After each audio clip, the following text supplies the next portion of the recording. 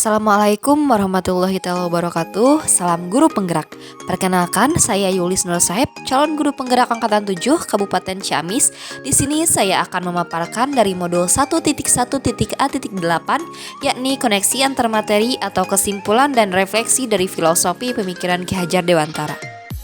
Bahwa inti dari pemikiran Ki Hajar Dewantara diantaranya adalah satu, pendidikan yang berpihak pada anak, yang dimana murid atau anak adalah sebagai subjek dalam pembelajaran. Yang kedua, dalam mendidik dan mengajar anak sesuaikan dengan kodrat alam dan kodrat zaman peserta didik, sehingga kita bisa membekali mereka untuk menjawab tantangan zaman yang selalu berubah dari waktu ke waktu. Kemudian yang ketiga, tujuan pendidikan adalah menuntun anak sesuai dengan kodratnya untuk mencapai keselamatan dan kebahagiaan yang setinggi-tingginya.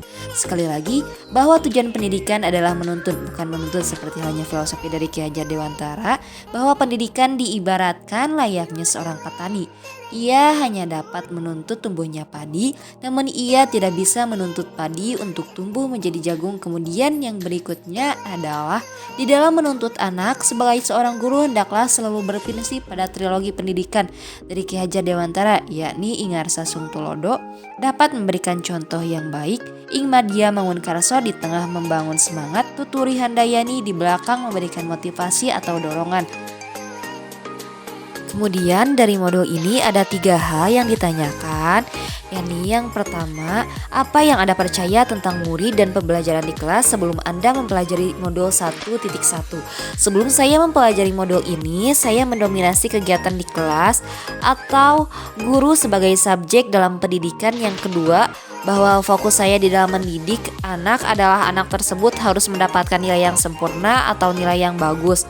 Minimal anak tersebut tuntas di dalam mata pelajaran yang saya ampu. Dan yang ketiga, saya kurang peka terhadap karakteristik murid-murid saya. Itu memiliki kelemahan dan kelebihan masing-masing, dan saya terkadang masih memaksa anak untuk ahli di mata pelajaran yang saya ampu. Dan pertanyaan yang kedua, apa yang berubah dari pemikiran atau perilaku Anda setelah mempelajari modul ini? Setelah mempelajari modul ini, saya memiliki point of view yang bagus tentang murid dan bagaimana saya seharusnya menuntut mereka untuk mencapai cita-citanya.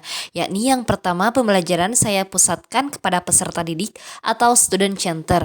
Di sini guru bukan lagi aktor utama di kelas yang 100% mendominasi kegiatan di kelas. Di sini guru hanya menuntut siswa untuk belajar aktif, kreatif, dan bisa berkolaborasi dengan rekan yang lain untuk mendapatkan hal baru atau pengalaman yang baru. Kemudian saya berpendapat bahwa ilmu sains masih kita bisa pelajari lewat pendidikan.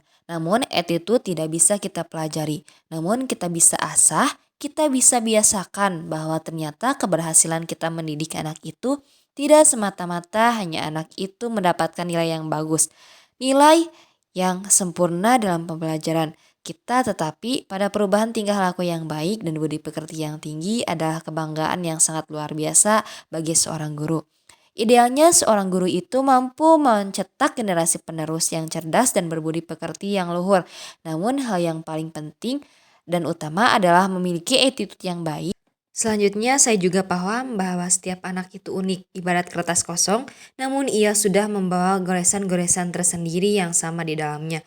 Tugas guru adalah membiarkan goresan buruk yang ada pada anak supaya tidak berkembang dan menebalkan goresan positif yang bisa menuntut mereka dalam meraih cita-citanya dan menjadi pribadi yang baik sesuai dengan kodratnya masing-masing. Kemudian pertanyaan yang ketiga adalah apa yang dapat segera Anda terapkan lebih baik agar kelas Anda mencerminkan pemikiran Ki Hajar Dewantara. Yang pertama adalah memberikan ruang yang luas bagi murid untuk mengembangkan ide kreatif mereka saat pembelajaran. Misalkan kita bisa meminta anak untuk menuangkan pemahaman mereka untuk membuat mind mapping, infografis, presentasi, atau note sesuai apa yang ia sukai. Kemudian yang kedua adalah mengembangkan pendidikan karakter siswa melalui kebiasaan positif di sekolah.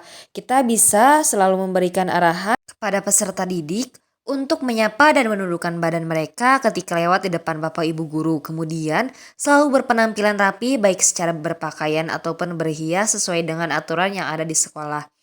Meskipun sepele, namun hal ini adalah usaha awal untuk menebalkan kembali unggah-unggah sopan santun anak yang kini sudah mulai luntur. Dan yang ketiga, nanti adalah merancang pembelajaran yang menarik atau inovatif bagi siswa sesuai dengan kodrat alam dan kodrat zaman yang ada saat ini.